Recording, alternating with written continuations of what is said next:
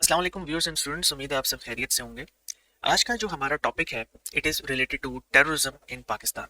तो we will try to understand कि what is terrorism, किस तरीके से ये पाकिस्तान में पैदा हुआ या बढ़ी, और इसके पाकिस्तान पे क्या सियासी, मुआशी और मुआशरती असरात पैदा हुए हैं।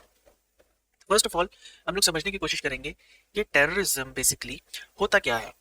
तो अगर हम पहले तो अगर टेररिज्म को देखें तो it is not legally defined in all jurisdictions. उसका स्टैट्यूट या लीगल फ्रेमवर्क एग्जिस्ट तो करता है, लेकिन हर स्टेट, हर नेशन स्टेट उसको एक मुख्तलिफ मानों में देखती है। जैसे कि कहा जाता है कि मेरे लिए जो फ्रीडम फाइटर है वो आपके लिए दहशतगर्द होगा, और जो आपके लिए फ्रीडम फाइटर है वो मेरे लिए दहशतगर्द होगा। इसलिए हर रियासत एक मुख्तलिफ मायनों में उसको लेती है। फॉर एग्जाम्पल, अगर आप यूएसए में देखें तो अगर एक गोरा कोई जो हमारे लिए एक टेररिस्ट एक्टिविटी होती है, अगर वो यूएसए में एक मास मर्डर, मास किलिंग करता है, तो USA is never going to recognise it as a terrorist activity. वो उसको क्रिमिनल एक्टिविटी या कोई इसको साइकोलॉजिकल, उसके अंदर कोई दिमागी बीमारी निकाल के कहेंगे जी ये कोई he was not a terrorist, but इसको कोई दिमागी मसला था। So if we try and understand, तो कुछ कॉमन चीज़ें टेररिज्म के अंदर आपको तमाम इलाकों में नजर आएंगी। नंबर वन इज कि terrorism involves the use of threat और वायलेंस। दहशतगर्दी हमेशा उसके अंदर यूज ऑफ थ्रेट होता है या यूज ऑफ वायलेंस होता है। Number two, it basically seeks to create fear. दहशतगर्दी हमेशा आपके अंदर, आपके मुआशरे के अंदर एक डर बिठाती है। आपको याद होगा जब पाकिस्तान के अंदर दहशतगर्दी शुरू हुई और आज तक उसके असरात आपको नजर आते हैं कि हम लोग बड़ी बड़ी गैदरिंग्स के अंदर, मार्केट्स के अंदर जाते हुए डरना शुरू हो गए थे कि यार यहाँ पर कोई सुसाइड बॉम्बिंग ना हो जाए। आप जब ट्रैवल कर रहे होते हैं तो कोई दो डबल सवारी वाले, बाइक वाले आपके पास आके गाड़ी के खड़े हो जाए तो आपको डर लगने लग जाता है कि यार अभी पिस्टल निकाल के कहीं हमसे स्नैचिंग ना करें या टारगेट किलिंग ना करें। एक टाइम आया था कि इस तरह लोगों को फील होने लग गया था, मसाजिद में धमाके होते थे एंड सो ऑन। अभी भी रिसर्जेंस ऑफ टेररिज्म हो गया दोबारा पाकिस्तान के अंदर, दोबारा दहशतगर्दी आ गई, जिसकी वजह से ये सब सिनेरियोज आपको नजर आते हैं। ठीक है। तो टेररिज्म बेसिकली है क्या? It is basically a calculated use of violence to generate fear. डर बिठाने के लिए कैलकुलेटेड यूज ऑफ वायलेंस होता है, क्योंकि दहशतगर्द आपकी मिलिट्री से डायरेक्टली क्योंकि लड़ नहीं सकते, लिहाजा वो नॉन मिलिट्री टारगेट्स को सिलेक्ट करते हैं दहशतगर्दी फैलाने के लिए, डर फैलाने के लिए और अपने पॉलिटिकल ऑब्जेक्टिव्स को अचीव करने के लिए। ठीक हो गया? तो कुछ चीजें जो आपको ध्यान में रखनी है कि it is basically an act that is performed with an intent to damage the interest of और obtain concession from a state और एन इंटरनेशनल ऑर्गेनाइजेशन। मैं समझाता हूँ इसको कि एक ऐसा एक्ट जो कि परफॉर्म किया जाता है एक किसी भी नॉन स्टेट एक्टर की वजह से, की तरफ से, जो अपने इंटरेस्ट को पूरा करने के लिए रियासत को नुकसान पहुंचाती है या किसी इंटरनेशनल ऑर्गेनाइजेशन को नुकसान पहुंचाती है। ठीक है। उसके अंदर मजीद चीज़ें क्या होती हैं कि अनलॉफुली वो लोगों को कत्ल करती है, मारती है, वो कोई भी जो इस तरह की ऑर्गेनाइजेशन होती है, या वो सीरियसली आपकी इंडस्ट्री को, आपके इंफ्रास्ट्रक्चर को डैमेज करने की कोशिश करते हैं, आपके स्टेट के इंस्टीट्यूशंस के डिपार्टमेंट्स को, स्ट्रक्चर्स को डैमेज करने की कोशिश करते हैं, आपके लोगों को नुकसान पहुंचाने की कोशिश करते हैं। ठीक है। More, it is considered as a weapon of the weakest. यानी कि जो आपके नॉन स्टेट एक्टर्स हैं, जब वो मिलिट्री से, जैसा कि मैंने पहले कहा, डायरेक्टली वो लड़ नहीं सकते, तो वो फिर गोरिल्ला वॉरफेयर की तरफ जाते हैं, वो एम्बुशेस की तरफ जाते हैं। आपने देखा होगा कि पाकिस्तान के अंदर हमारी मिलिट्री को किस तरीके से निशाना बनाया जाता है। पहाड़ों के ऊपर दहशतगर्द बैठे होते हैं, हमारी मिलिट्री कॉन्वॉय अगर मूव कर रहा है तो उनको आईईडी ब्लास्ट से उड़ा देंगे। अगर वो मिलिट्री को नहीं टारगेट कर पाते तो फिर हमारी मॉस्क के अंदर जाकर सुसाइड बॉम्बिंग करते हैं, स्कूल के अंदर बच्चों को मारते हैं, या फिर जो मार्केट प्लेसेस है वहां पर जाके कोई ब्लास्ट कर देंगे, कोई सुसाइड बॉम्बिंग कर देंगे। Finally targeting, targeted killing as well. ठीक है। तो अब हम लोग देखेंगे कि इसके अंदर इंटरनेशनल यानी कि यूनिवर्सल एलिमेंट्स टेररिज्म के अंदर कौन कौन से होते हैं। मैं पहले भी आपको बता चुका हूँ, बट अभी जरा क्लैरिटी के साथ समझाता हूँ। Number one is intent to damage interest. कि terrorist acts they basically aim to damage the interest of states और इंटरनेशनल ऑर्गेनाइजेशंस जो आपके मुल्क के अंदर काम कर रही होती हैं, ताकि वो उनसे किसी किस्म की कंसेशंस, पॉलिटिकल ऑब्जेक्टिव्स, कोई टेरिटोरियल ऑब्जेक्टिव्स या आइडियोलॉजिकल ऑब्जेक्टिव्स को अचीव कर सके। ठीक है। नंबर टू, अनलॉफुल किलिंग के अंदर वो इन्वॉल्व होती है, targeted killing, suicide bombing, ambushes, guerrilla warfare, kidnappings, transnational crimes, ऐसी एक्टिविटीज जो बियॉन्ड बॉर्डर्स जाती हैं, या फिर आप ह्यूमन ट्रैफिकिंग कह लें, या फिर आप इलीगल ड्रग का जो कारोबार है उसको कह लें। Non military hostilities number three, कि इनकी जो एक्टिविटीज होती है they are very different from regular military. Regular military जो है होती है mostly because they abide by international law, वो सिविलियन इंफ्रास्ट्रक्चर को टारगेट नहीं करते, जबकि terrorist, because it is the weapon of the weakest, ये हमेशा आपके अनआर्म्ड सिविलियंस को, नॉन कॉम्बैटेंट्स को टारगेट करते हैं हमेशा, ठीक है। ऐसी कार्रवाइयां करते हैं which are actually violation of international norms and conventions. And finally it is of international character, यानी कि आपको इसके अंदर परपिट्रेटर्स जो इसके अंदर काम कर रहे होते हैं they are from different countries, different regions. For example अगर आपके यहाँ पर तहरीक तालिबान पाकिस्तान है तो they will consist of people from Afghanistan, they will consist of from people, some people within Pakistan, they will consist of people from Uzbekistan, Tajikistan, या फिर बाहर से कहीं से आ जाएंगे। इसी तरह अलकायदा को आप देख लें, दाइश को देख लें, मुख्तलिफ ममालिक से ये इकट्ठे करके लोगों को रिक्रूट करके एक अपनी ऑर्गेनाइजेशन को बनाते हैं। So this is these were basically the elements of terrorism. तो अब हम समझने की कोशिश करेंगे कि इमर्जेंस ऑफ टेररिज्म पाकिस्तान में किस तरीके से हुआ, पाकिस्तान के अंदर दहशतगर्दी किस तरीके से आई। सबसे पहले हमें पता है कि सोवियत यूनियन बेसिकली वो आए, उनको अफगानिस्तान में एक हुकूमत ने इनवाइट किया और वो उधर आए, और उधर आकर उन्होंने आहिस्ता आहिस्ता वहाँ पर कब्जा करना शुरू कर दिया। वहाँ पर अपने पपेट गवर्नमेंट को उन्होंने इंस्टॉल किया और उसके ऊपर अफगानिस्तान के जो लोग थे उन्होंने काफ़ी एहतजाज किया। एंड पाकिस्तान प्रोवाइडेड अफगान मुहाजिरीन with space to come and live in Pakistan, ठीक है। और फिर पाकिस्तान को क्योंकि खुद भी एक ख़तरा था सोवियत यूनियन से, जैसे कि मैंने पीछे अगर जो लेक्चर्स अगर आप मेरे देखें पाक यूएस रिलेशंस में, उसमें मैंने इसको काफ़ी क्लियरली मैंने बताया हुआ है। तो अब पाकिस्तान को टेक्निकली जिन भी वजूहत की वजह से इन्वॉल्व होना पड़ा अफगान जिहाद के अंदर अगेंस्ट सोवियत यूनियन, जिसमें मैंने आपको वार्म वाटर थ्योरी बताई एंड पाकिस्तान की अपनी national security concerns and so on, ठीक है। तो Pakistan started supporting different proxies and groups ताकि वो सोवियत यूनियन के इन्फ्लुएंस को रोक सके। साथ ही साथ उसमें सऊदी अरब, उसमें मुख्तलिफ कंट्रीज, मुसलमान countries, Muslim countries and west including USA got involved and they were actually using Pakistan against Soviet Union. And Pakistan जो है यहीं से लोगों को पाकिस्तान के अंदर से रिक्रूट करके, जो महाजिरीन हैं उनमें से रिक्रूट करके they were basically going and fighting against Afghan मुहाजिर ये सोवियत फोर्सेस। आखिरकार जंग लड़ के इन्होंने जब सोवियत यूनियन को शिकस्त दे दी तो उसके बाद हमारे पास क्रिएट हुआ पोस्ट जिहाद वैक्यूम, ठीक है। Following the Soviet withdrawal USA left Pakistan to its own devices, यानी कि Pakistan was left alone. USA ने कहा जी देखें जो हमारा मकसद था वो पूरा हुआ, अब जो कुछ भी रहेगा उसको आपने खुद डील करना है। और उसी टाइम पीरियड के अंदर असैसिनेशन हुई जनरल ज़ियाउल हक की, who was basically the mastermind behind Afghan jihad. जब उनकी असैसिनेशन होगी तो आगे Pakistan was left clueless to how to deal with the Afghan मुहाजिरीन, with the Afghan militant groups and the post jihad vacuum जो वहाँ पर क्रिएट हुआ है। वहाँ पर अफगानिस्तान के अंदर सिविल वॉर शुरू हो गई और उस टाइम पीरियड के अंदर राइज हुआ तालिबान का, क्योंकि कुछ रेप्स हुए थे अफगानिस्तान के अंदर। एंड वहाँ पर एक लीडर था, मुल्ला उमर उनका नाम था, और मुल्ला उमर ने कुछ लोगों को गैदर किया, तालिब्स को, स्टूडेंट्स को गैदर किया, और वो जाकर रेपिस्ट को उन्होंने उस गांव के अंदर कब्जा करके रेपिस्ट को सजा दी। And this was basically how the Taliban movement started और गेन्ड फेम, क्योंकि लोगों ने बड़े उनसे इंस्पायर हुए, लोगों ने कहा ये तो जस्टिस प्रोवाइड करने आए हैं। And finally in 1996 Taliban took over whole of Afghanistan and Pakistan under the Benazir Bhutto government was the first to recognise the Taliban government. लेकिन लेटर ऑन होता क्या है, नवाज शरीफ की गवर्नमेंट आती है, पाकिस्तान फिर एटमी धमाके करता है 1998 में, लेटर ऑन 1999 की कारगिल वॉर होती है, एंड फिर लेटर ऑन मार्शल लॉ लग जाता है जिन भी वजूहत की वजह से। यहाँ पर हुकूमत में आ जाते हैं प्रेसिडेंट मुशर्रफ। आपका यहाँ पर 2001 में 9/11 होता है और इल्ज़ाम लगाया जाता है यूएसए की तरफ से कि भाई ये 9/11 उसामा बिन लादेन ने करवाया है और उसामा बिन लादेन मौजूद है अफगानिस्तान के अंदर। अब अफगान तालिबान को कहा जाता है कि उसामा बिन लादेन को हैंड ओवर करते हैं। पहले अफगान तालिबान कहते हैं कि जी उसामा बिन लादेन यहाँ पे नहीं है, लेकिन अगर आपको लगता है कि उसामा बिन लादेन ने किया, हमें एविडेंस हैंड ओवर करें। Without handing over any evidence USA decided to attack Afghanistan because they were not handing over Osama bin Laden. It was a golden opportunity for India कि वो यूएसए को अपनी side पे शामिल करके पाकिस्तान के ऊपर हमला करे और पाकिस्तान को भी साथ ही साथ डिस्ट्रॉय कर दे। So Pakistan was basically left with no option. अगर आप भी परवेज मुशर्रफ की जगह अपने आप को रख के देखें तो you had to choose between fighting with USA directly और siding with the USA and letting them bomb और you know take out the government of Taliban.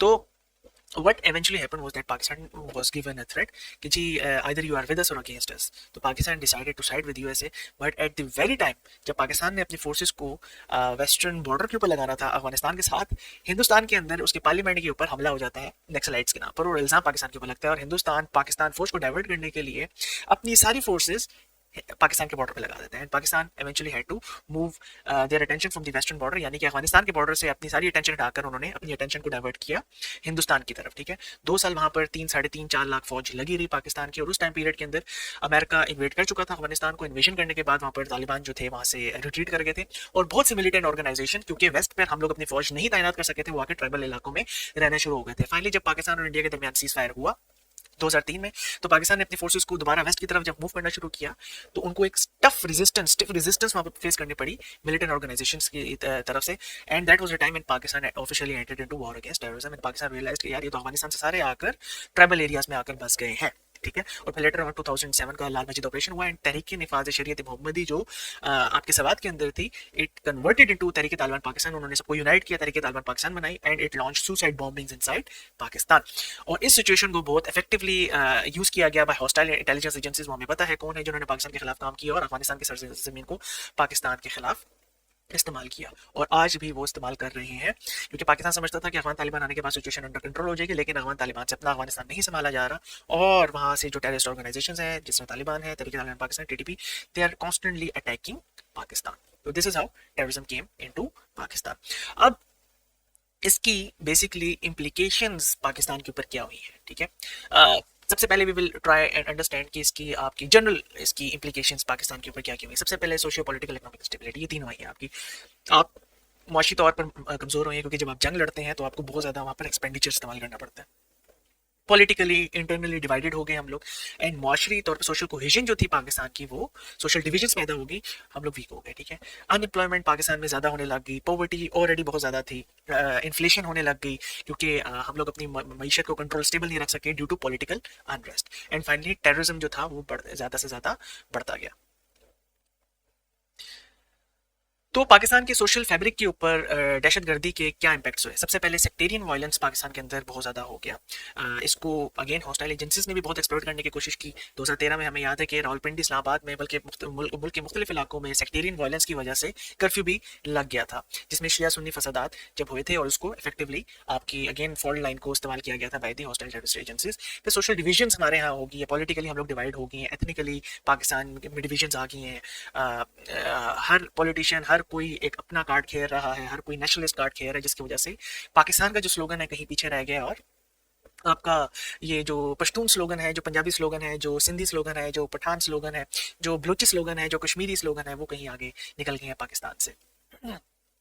And finally जो इम्पैक्ट आपके सोशल फैब्रिक के ऊपर है वो होता है फियर एंड ट्रॉमा। बहुत से लोग आपके पाकिस्तान के अंदर शहीद हुए दहशतगर्दी की वजह से, आपके ऑफिसर्स, आपके जवान, आपके सिविलियंस शहीद हुए, आपके पुलिस ऑफिसर्स, पुलिस सोल्जर्स आपके शहीद हुए, और उसकी वजह से बहुत सी फैमिली जो है अफेक्ट हुई, आपकी मीशत अफेक्ट हुई, और एक ट्रॉमा उसने क्रिएट किया पाकिस्तानी अवाम के लिए। सोशियोलॉजिकल अब इसकी इम्प्लीकेशंस मजीद पाकिस्तान के ऊपर क्या हुई कि डिस्टर्बेड डेली लाइफ। अक्सर जब थ्रेट्स मिलती थी तो स्कूल्स बंद हो जाते थे, यूनिवर्सिटीज़ बंद हो जाती थी, डे टू डे लाइफ आपकी हैम्पर हो जाती थी। कभी कहीं पे आपको सुनने को मिलता था कि भाई टेररिस्ट अटैक हो गया, कहीं कहीं पे होता था, कहीं पे कहीं थ्रेट अलर्ट्स आ जाते थे। तो it basically disturbed the daily life of people of Pakistan, it increased poverty. ठीक है, आपके हालात वैसे ही अच्छे नहीं थे, आपके माशी हालात बुरे होने की वजह से यहाँ से लोग बाहर के मुल्क जाना शुरू हो गए गुर्बत की वजह से, और मजीद यहाँ पर आपकी गुर्बत जो है वो इंक्रीज हुई, और जो टेररिज्म रिलेटेड वायलेंसेस थे, फिर उसके बाद जो हम लोगों ने ऑपरेशन किए, वहाँ से जो मैस माइग्रेशन हुई, लोगों के बिजनेस तबाह हो गए, लोग मुख्तलिफ इलाकों में उनको अपने घर छोड़ के जाना पड़ा, जिसकी वजह से पॉवर्टी मजीद इंक्रीज होने लगी। आपकी जो एजुकेशन सिस्टम था उसको टेररिज्म से बहुत खतरात थे, जो आपके सवात के इलाकों में और फाटा के इलाकों में स्कूल से उनको टेररिस्ट ने तबाह कर दिया। वुमेन एजुकेशन के ऊपर पाबंदी लगाना शुरू कर दी। जो मिलिटेंट ऑर्गेनाइजेशन, जो टेररिस्ट ऑर्गेनाइजेशन हैं पाकिस्तान के अंदर, आप देखिए मुख्तलिफ स्कूल्स के अंदर, यूनिवर्सिटीज़ के अंदर, इस्लामिक यूनिवर्सिटी के अंदर धमाके हुए, आपके APS स्कूल के अटैक्स हुए, एंड सो ऑन। ठीक है, एंड पाकिस्तान को बहुत बड़ी हद तक नुकसान उठाना पड़ा टूरिज्म की सूरत में, कि वहाँ के जो आपके लोकल लोग हैं नॉर्दर्न एरियाज के, जो टूरिज्म से वो एक उनकी सोशल गैदरिंग्स होती थी, उसमें भी नुकसान हुआ, और बाहर के मुल्क से सोसाइटीज़ जो आती थी वो पाकिस्तान में आना बंद हो गई। फिर सोशियो पॉलिटिकल इम्पैक्ट्स टेररिज्म के क्या हुए पाकिस्तान के अंदर। पॉलिटिकल इंस्टेबिलिटी से आई, और सोशल फैब्रिक जो है आपका तबाह हो गया। आप देखें सेक्टेरियन वायलेंस कितना आपका ऊपर चला गया, एथनिक कॉन्फ्लिक्ट्स जो है इंटेंसिफाइड हो गया। आप देख लें भी आज भी कुरम एजेंसी में किस तरीके से आपस में लोग लड़ रहे हैं। आपके फाटा के अंदर टेररिस्ट रिलेटेड एक्टिविटीज़ बहुत ज़्यादा बढ़ गई। पॉलिटिकल इंस्टेबिलिटी यहाँ पर हमारे बढ़ना शुरू हो गई, क्योंकि टेररिस्ट ने जो है पॉलिटिशियंस को निशाना बनाना शुरू कर दिया। आपके जो गवर्नमेंट इंफ्रास्ट्रक्चर्स थे उनको निशाना बनाना शुरू कर दिया, जिससे आपके एसेंशियल गवर्नेंस के जो इशूज़ थे वो इंक्रीज होने लग गए, आपकी डोमेस्टिक सिक्योरिटी डिक्रीज होने लग गई, सिविल लिबर्टी डिक्रीज होने लग गई, और जो काउंटर टेररिज्म स्ट्रेटजीज थे उसके ऊपर हमें बहुत ज़्यादा इन्वेस्ट करना पड़ा। आप इकोनॉमिक इसकी इम्प्लीकेशन देखें तो पाकिस्तान को 150 बिलियन डॉलर्स का तकरीबन आज तक नुकसान हो चुका है।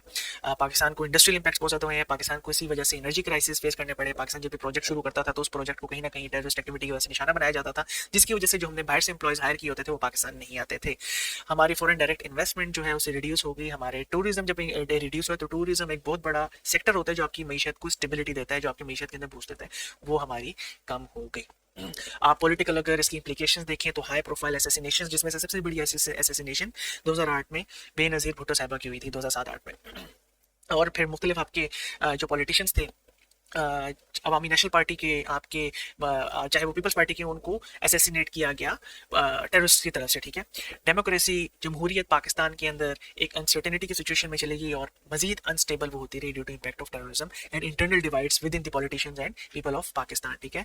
हमारे पॉलिटिशियंस ने बाकायदा Sindhi card, Baluchi card, Pashtun card, Punjabi card खेलना शुरू कर दिया। They started playing ethnic cards and sectarian cards, और इसकी वजह से हमारे यहाँ, या करप्शन कार्ड्स आप कह लें, ठीक है, वो खेलना शुरू कर दी, जिसकी वजह से सोशल कोहेजन हमारे कौम के अंदर बहुत कम रह गई। हम लोग एक ऐसा नेशन बन गए which were divided on the basis of politics, और आज भी ऐसा ही है कि भी हम लोग पहचाने जाते हैं कि जी आप पीपल्स पार्टी के ग्रुप से, आप PMLN के ग्रुप से हैं, आप पाकिस्तान तहरीक इंसाफ के ग्रुप से हैं, ठीक है, और कोई भी दूसरे को अच्छा नहीं समझता। एंड फाइनली इस सब चीज़ों को एक्सप्लॉइट करके पाकिस्तान के खिलाफ दुनिया में अब ये नैरेटिव बनाया जा रहा है कि पाकिस्तान के जो न्यूक्लियर प्रोग्राम है, जो पाकिस्तान के मिसाइल प्रोग्राम है, वो वेस्ट के लिए खतरा बनते जा रहे हैं, लिहाजा पाकिस्तान के ऊपर सैंक्शन लगाए जाए।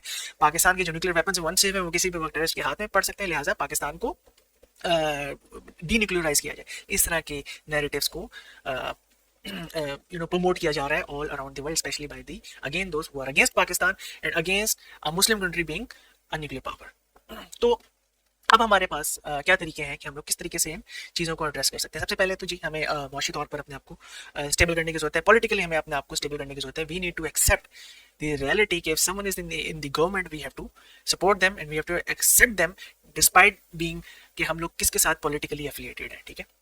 हमें अपनी इकोनॉमिक डेवलपमेंट को इम्प्रूव करना है ताकि हम लोग गुर्बत को कम कर सकें, क्योंकि गुर्बत basically leads to criminal activities and those criminals as well go and join terrorist. जब उनको टेररिस्ट हायर करना चाहें, उनको अच्छे खुले पैसे देते हैं, वो जाके ज्वाइन कर लेते हैं टेररिज्म को, ठीक है। हमें सोशल इंक्लूसिविटी को प्रमोट करना है कि जो माइनॉरिटी ग्रुप्स हैं उनको हमें जॉब्स देनी है, उनको हम लोगों ने एक सोशली आइसोलेटेड नहीं करना, ठीक है। हमें इंटरफेथ हारमोनी को इंक्रीज करना है, ठीक है, चाहे कोई मुसलमान है, चाहे कोई कोई किसी भी रिलीजन से वो बिलोंग करता है, हिंदू हो, क्रिश्चियन हो, we have to accept take them as the citizens of Pakistan. We have to improve, we have to strengthen political institutions ताकि अच्छी एक गुड गवर्नेंस के ऊपर फोकस कर सके, instead of just bashing them always, और हर वक्त उनको क्रिटिसाइज करने के बजाय we should actually help them improve the governance of Pakistan, ठीक है। एजुकेशन सिस्टम के अंदर हमें टॉलरेंस को प्रमोट करना है, हमें क्रिटिकल थिंकिंग को प्रमोट करना है, और हमें एक्सेप्ट करना है कि एकेडमिकली हम लोग तभी ग्रो कर सकते हैं जब हमारे यहाँ क्रिटिकल थिंकिंग एंड टॉलरेंस आएगी। एंड फाइनली हम लोगों को एडवांस यूज ऑफ AI, हमें advance use of military weapons, advance use of ideological weapons and every type of counter terrorism strategy, either soft और हार्ड, हमें उसके अंदर अपने आप को इम्प्रूव करना है। So this was it for your lecture, this was it for the lecture of terrorism. उम्मीद है आपने इससे कुछ ना कुछ सीखा होगा। इनको मैं अगर एक्सपेंड करना चाहूँगा, एक एक टॉपिक को मैं बहुत ज़्यादा एक्सपेंड कर सकता हूँ, बट ज़रूरी ये होता है कि आप लोगों को लिमिटेड टाइम फ्रेम के अंदर एक अच्छी चीज़, एक कॉन्सेप्ट समझ आ जाए। तो अगर आप लोगों को ये लेक्चर पसंद आए तो प्लीज़ ज़रूर बाकी अपने दोस्तों और फैमिली के साथ शेयर करें, और स्पेशली उन लोगों के साथ जो एजुकेशन हमारे पाकिस्तान में नहीं हासिल कर पाते। तो अगर वीडियो पसंद आई तो लाइक और सब्सक्राइब करें। Thank you so much. अल्लाह हाफिज़।